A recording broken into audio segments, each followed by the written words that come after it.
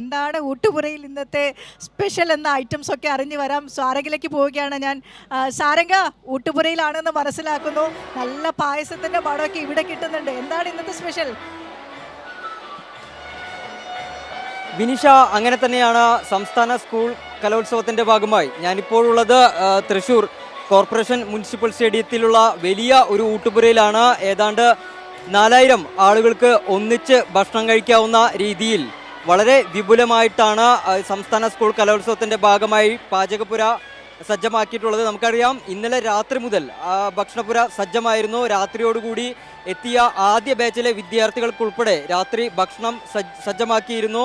അത് 1 മണി വരെയും കുട്ടികൾക്ക് ഭക്ഷണം ഉണ്ടായിരിക്കും. പ്രധാനമായും മത്സരങ്ങളൊക്കെ തന്നെയും 12 മണി കഴിഞ്ഞ് നീളുകയാണെങ്കിൽ ഒരു പേടിയും കൂടാതെ കുട്ടികൾക്ക് വന്ന് ഭക്ഷണം കഴിക്കാനുള്ള എല്ലാ സജ്ജീകരണങ്ങളും ഒരുക്കിയിട്ടുണ്ട്. രാത്രി 1 മണി വരെ ഭക്ഷ്യപ്പന്തലുകൾ ഉണ്ടായിരിക്കും. 1 മണിക്കും കുട്ടികൾക്ക്, മത്സരം കഴിഞ്ഞെത്തുന്ന വിദ്യാർത്ഥികൾക്ക് ഭക്ഷണം കഴിക്കാം എന്നുള്ളതാണ്. നേരത്തെ സൂചിപ്പിച്ചതുപോലെ തന്നെ ഇവിടെ നമുക്ക് ദൃശ്യങ്ങളിൽ കാണാൻ കഴിയും, കുട്ടികൾ കുറച്ചിരിക്കുന്നുണ്ട്, അവർ ഭക്ഷണം കഴിച്ചുകൊണ്ടിരിക്കുകയാണ്.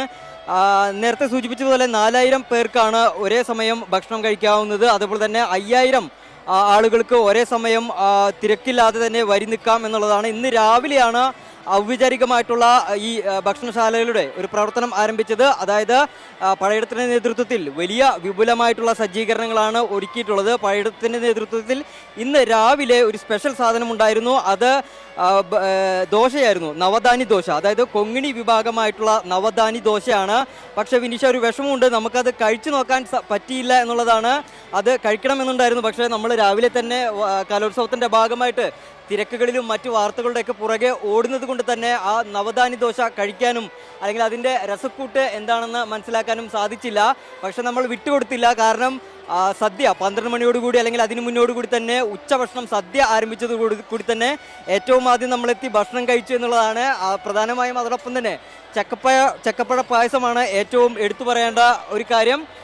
ചക്കപ്പഴ പായസം അതിമനോഹരമായിട്ട് അല്ലെങ്കിൽ വളരെ രുചിയോടുകൂടി മധുരമുള്ള ഒരു ചക്കപ്പഴ പായസമാണ് സംസ്ഥാന സ്കൂൾ കലോത്സവത്തിന് വേണ്ടി ഭക്ഷണപന്തലിൽ ഒരുക്കിയിട്ടുള്ളത്. പ്രധാനമായും ചക്കയ്ക്കൊക്കെ വലിയ വില കൂടിയ സീസണാണ്. അത് നമ്മുടെ ഫുഡ് കമ്മിറ്റി കൺവീനർ ഉൾപ്പെടെയുള്ളവർ സൂചിപ്പിച്ചിരുന്നു. എങ്കിൽ പോലും കുട്ടികളെ കണക്കിലെടുത്തുകൊണ്ട് വലിയ രീതിയിൽ കുട്ടികൾക്ക് മധുരം പങ്കുവെക്കുന്നതിന് വേണ്ടിയിട്ട് അത്രയും ചിലവ് മുടക്കിയാണ് ഇത്തരത്തിൽ ഈ ചക്കപ്പഴ പായസം ഉണ്ടാക്കിയിട്ടുള്ളത്. നമുക്ക് എന്തായാലും ഇപ്പോൾ ദൃശ്യങ്ങളിൽ കാണാൻ സാധിക്കും, കേന്ദ്രമന്ത്രി സുരേഷ് ഗോപി കൂടി ഈ ഭക്ഷണപന്തലിൽ എത്തിയിരിക്കുന്നതിൻ്റെ ദൃശ്യങ്ങളാണ്. അദ്ദേഹം ഭക്ഷണം കഴിച്ചുകൊണ്ടിരിക്കുന്നതിൻ്റെ ദൃശ്യങ്ങളിലേക്ക് കടക്കാം വിനീഷ.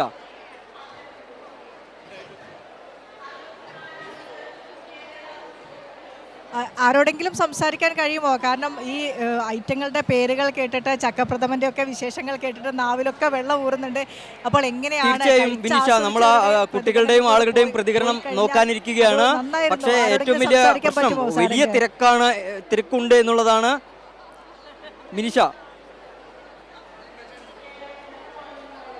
കേന്ദ്രമന്ത്രി ഏതായാലും കഴിക്കട്ടെ.